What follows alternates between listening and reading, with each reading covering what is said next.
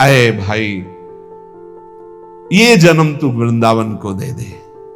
वृंदावन को देने का मतलब वृंदावन का आश्रय लो, रसिकों का संग करो, प्रियालाल की शरण में रहो, खूब नाम जप करो, जहां हो वहीं से तुम्हें वृंदावन की प्राप्ति हो जाएगी।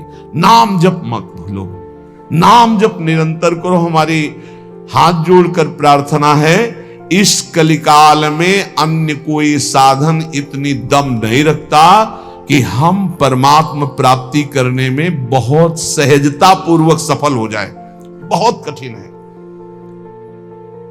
एक कोई ऐसे साधन पर जब हम दृष्टि डालते हैं, जैसे आजीवन ब्रह्मचर्य, अब वो 20 वर्ष से ब्रह्मचर्य हो, ये 2 मिनट में फिसल गया, अब सब कूड़ा करकट हो गया, क्या बचा? कुछ नहीं बचा। लेकिन हम कह रहे हैं 20 बार राधा राधा बोला है, 20 बार बस जिंदगी में, ये उसके लिए भारी हो जाएगा, ये हिसाब में भारी हो जाएगा। ये हम बहुत चिंतन की बात आपको कह रहे हैं। बड़े बड़े साधनों को नष्ट करने के लिए एक अपराध काफी, किए सुकृत बहु जन्म के क्षण में दाने खोए। लेकिन नाम जापक हो, अगर आपसे वैष्णव अपराध बन गया तो नाम रुक जाएगा, नाम का प्रताप नष्ट होने वाला नहीं। आपको दंड मिलेगा, आप अपराध किए उसका दंड मिलेगा, पर फिर जैसे 100 नाम में आप रुक गए तो अपराध बन गए आपसे, तो आपको दंड मिलेगा। और फिर आपका जब नाम जब शुरू होगा तो 101 से शुरू होगा, 99 से नहीं। ये नाम की महिमा अमोघ है, ये किसी भी साधन में नहीं है। जैसे आप 50 वर्ष ब्रह्मचर्य रहे और आपका मन कुसंग से बिगड़ गया और आप भ्रष्ट हो गए, तो आपके हाथ कुछ नहीं लगा, ब्रह्मचर्य का कुछ नहीं लगा, सब गया। आप फलाहार रहे, आपसे अपराध कुछ नहीं, उसका सुकृत मिलेगा। खूब तीर्थ याटन के सब सुकृत नष्ट हो जाएंगे, बड़ा स्वाध्याय के अपराध सब नष्ट हो जाएंगे, नाम नहीं नष्ट होगा। ये हम बहुत शोध के कह रहे हैं, इसीलिए नाम के बराबर कोई साधन नहीं रखा गया है। भाव से, कुभाव से, अनख से, आलस से, जैसे बने राधा राधा राधा राधा राधा राधा राधा, हरि अधीन हो जाएंगे। हरि प्रसन्नता का ही नहीं, हरि अधीनता का ये नाम है राधा। अगर राधा राधा निकल रहा, हरि अधीन, जिसके हरि अधीन है उसके लिए कौन सी दुर्लभ बात रह गई। इसलिए निरंतर राधा नाम रटो, गलती ना होने पावे। अगर गलती हो जाए कोई तो निराश मत हो, नाम ही प्रायश्चित है। नाम जपो और आगे बढ़ो। उसके चिंतन में, क्रिया में तो समय नष्ट किया, उसके चिंतन में समय नष्ट मत करो। राधा राधा राधा, वो भस्म हो जाएगा, आगे बढ़ो। नाम का आश्रय लेकर पाप का बढ़ावा मत दीजिए, नाम का आश्रय भगवत प्रेम के लिए। पर यदि कोई गलती हो जाती तो कोई और प्रायश्चित करने की जरूरत नहीं, नाम ही उसको भस्म कर दे। खूब नाम जप करो, ये जीवन नाम रूपी धन से खूब धनी बनने के लिए मिला है। हमारा मन यदि श्यामाजू के चरणों का आश्रय लेकर राधा नाम का रटन करे तो इस श्री वृंदावन के प्रताप से ज्यादा समय नहीं लगता यहां मानस नेत्रों को खुलने में, क्योंकि सिद्ध भूमि है। पर अपने को इसलिए ये लाभ ज्यादा सहजता से नहीं मिल पा रहा क्योंकि अपने से अपराध बन जाते हैं। पुरुष जो रसिक महापुरुष हुए सबसे ज्यादा सावधान रहते थे कि धाम में कहीं किसी का कोई अपराध न बन जाए। बहुत बार आप वृंदावन महिमामृत में सुने हैं कि और कोई अपराध हो तो वृंदावन ध्यान ही नहीं देता, अपने प्रभाव से कल्याण करता है। लेकिन ये परम वैष्णव धाम है, यदि ब्रजवासियों का, वैष्णव जनों का, भगवत प्रेमियों का अपराध बन जाए तो कितना भी भजन किया जाए वो भजन प्रकाशित नहीं होगा, अर्थात हमारे मानस नेत्र नहीं खुलेंगे, हमें भावदेह की प्राप्ति नहीं होगी।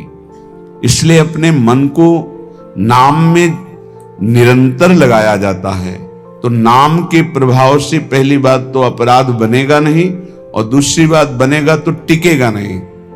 इतनी जलन होगी कि वो भस्म हो जाएगा अपराध।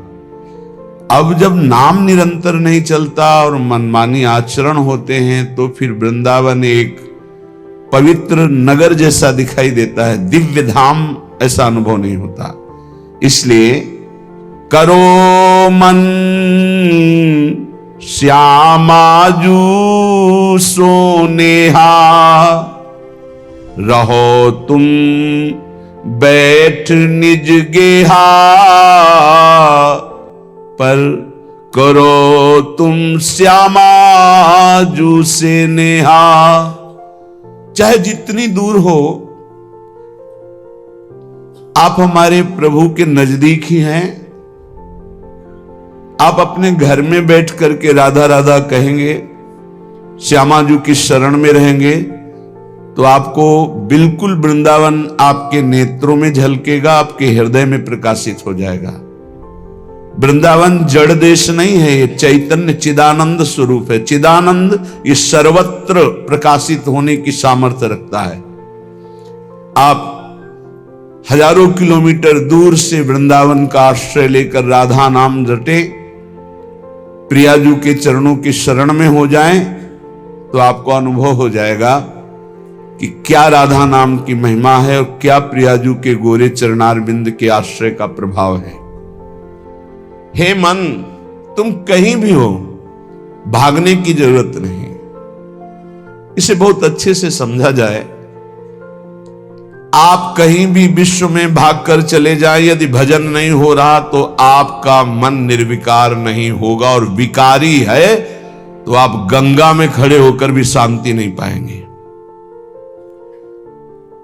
करोड़ों गंगा जी इस वृंदावन की रजकण की समानता नहीं कर सकती। गंगा जी भगवान के चरणारविंद का धोवन है, चरणामृत, और स्वयं प्रभु प्रेम स्वरूप प्रियालाल यहां खेलते, तो समानता कैसे हो सकती है?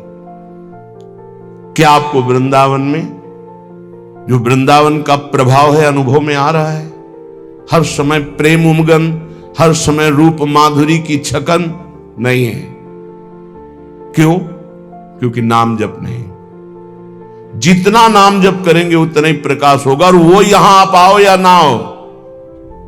कल किसी साधक ने प्रश्न किया, जब मैं वृंदावन वास की बात सोचता हूं तो मेरा भाव कम हो जाता है, क्योंकि मेरी क्षमता नहीं कि मैं यहां के गुण दोषों से अपने मन को बचा पाऊं। जब मैं दोष देखता हूं तो मेरा भाव बिगड़ता है। इसलिए दूर रहकर जब मैं वृंदावन का भाव करता हूं तो बहुत रोना आता है वृंदावन के लिए। तो आपका इस पर क्या आदेश है? वृंदावन के प्रति भाव और चिंतन बने, बस यही खास बात है।